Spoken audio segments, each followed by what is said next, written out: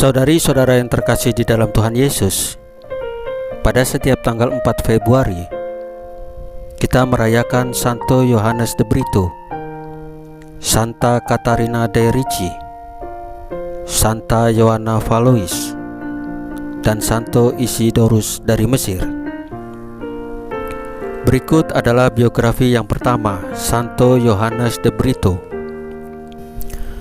Yohanes de Brito adalah anak seorang perwira tinggi. Ketika masih kanak-kanak, ia bersahabat baik dengan Dom Pedro, yang kemudian menjadi Raja Portugal. Ketika beranjak remaja, de Brito tidak suka bergaul dengan kawan-kawannya yang lebih tertarik pada gaya hidup istana yang serba gemerlap. Suatu ketika de Brito jatuh sakit, tetapi segera sembuh lagi berkat doa ibunya dengan perantaraan Santo Franciscus Xaverius. Sejak saat itu, ibunya mempersembahkan de Brito kepada Santo Franciscus Xaverius dengan devosi yang tetap. Devosi ini menumbuhkan dalam dirinya minat untuk mengikuti jejak Franciscus Xaverius. Ia bercita-cita menjadi seorang misionaris seperti halnya Franciscus Xaverius. Pada hari raya Natal tahun 1662, de Brito masuk novisiat Serikat Yesus di Lisabon. Di hadapan kanak-kanak Yesus yang terbaring di kandang Natal biaranya, de Brito berdoa dan memohon kiranya ia diutus ke Jepang sebagai misionaris. Pada waktu itu Jepang sudah menjadi sebuah wilayah misi di Asia. Namun Tuhan mempunyai suatu rencana lain atas diri de Brito.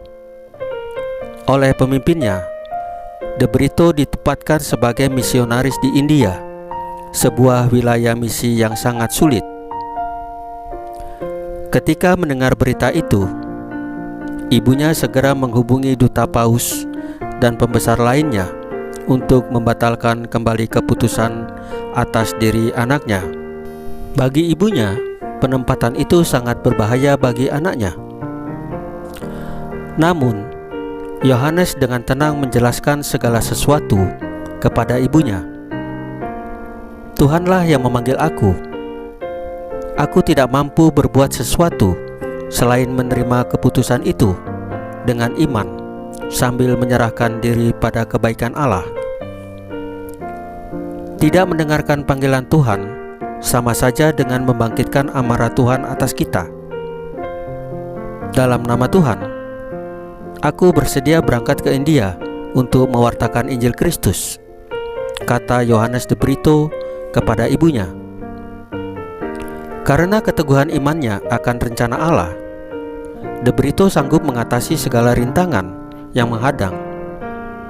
Ibunya sendiri akhirnya merelakan de Brito pergi ke India demi Injil Yesus Kristus. Wilayah misi India masa itu masih sangat rawan. Yohanes de Brito dengan penuh semangat berkarya demi penyebaran Injil Kristus selama 20 tahun di tengah aneka rintangan dan hadangan, penderitaan dan kekurangan. Keberhasilannya menobatkan orang-orang India membawa dia kepada kematian yang mengerikan.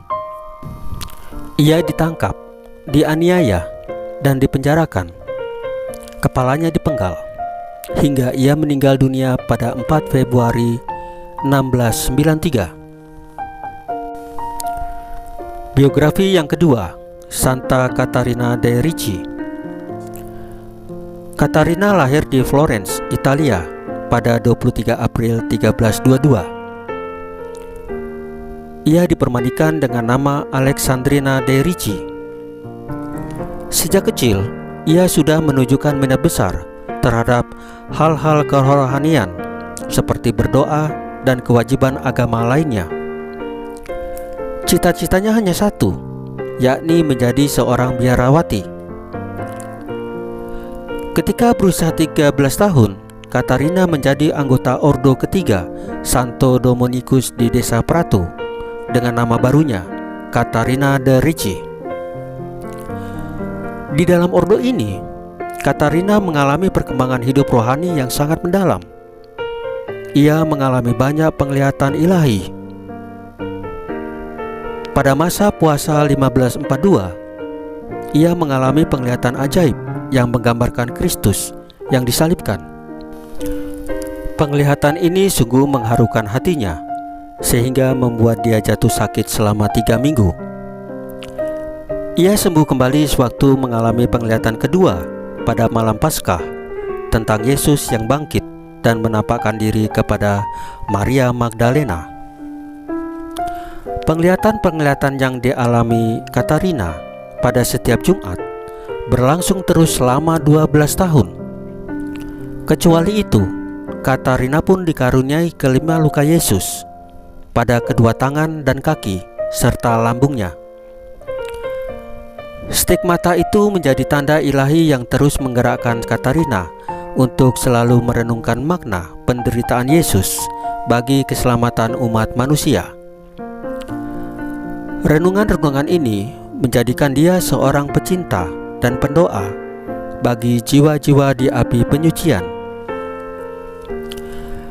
Meskipun kehidupan Katarina diliputi berbagai peristiwa ajaib dan pengalaman rohani, ia selalu menampilkan diri sebagai seorang suster yang rendah hati dan penuh kasih sayang pada sesamanya di dalam biara. Ia meninggal dunia tahun 1590 di Prato, dekat Florence.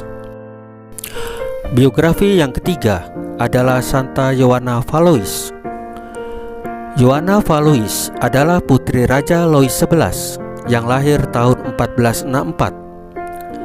Ketika beranjak remaja, Ioanna dipaksa ayahnya menikah dengan seorang pangeran dari Orleans. Ketika sang suami naik tahta menggantikan ayahnya Louis XI pada 1498, Ioanna meminta agar perkawinan mereka dibatalkan saja. Alasannya perkawinan ini adalah hasil paksaan ayahnya, bukan keputusan kehendak pribadinya. Paus pun mengabulkan permohonan Ioanna. Setelah itu, Ioanna tinggal di Bourges. Di sana pada 1501, ia mendirikan Ordo Annociades, sebuah orde kontemplatif bagi penghormatan abadi kepada Bunda Maria. Istananya kemudian ia ubah menjadi biara induk untuk ordonya. Sebagai seorang biarawati, Ioanna dikenal sebagai seorang yang sabar, baik hati, dan saleh. Ia tetap kudus oleh Paus Pius XII pada tahun 1950. Biografi yang keempat, Santo Isidorus dari Mesir. Sejak muda, Isidorus menjalani suatu cara hidup tapa yang keras di gurun pasir Mesir. Di mata rekan-rekannya, Isidorus dikenal sebagai pertapa yang saleh dan ramah kepada siapa saja yang datang kepadanya meminta bimbingan. Isidorus rajin berdoa dan bekerja. Doa-doa mazmur senantiasa didengungkannya sepanjang ia bekerja.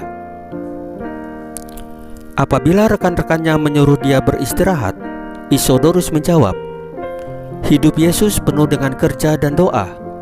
Karena itu, kita pun hendaknya berbuat yang sama seperti Tuhan Yesus. Sekalipun saya dibunuh, dibakar, dan abu jenazahku ditebarkan ke udara, semua itu belumlah cukup sebagai balasan kepada Tuhan Yesus, guruku." Suatu ketika, tatkala Isidorus kembali dari kunjungannya kepada Uskup Theophilus di kota Alexandria, rekan-rekannya menanyai dia tentang segala sesuatu yang dilihatnya di kota. Pertanyaan itu dijawab dengan berkata, "Saya tidak melihat apa-apa selain Uskup Theophilus." Maksud jawaban ini adalah untuk menyadarkan rekan-rekannya akan pentingnya hal pengendalian diri bagi seorang pertapa di tengah-tengah kegemerlapan dunia dan berbagai kesenangan duniawi, agar tidak mengganggu persatuannya dengan Kristus.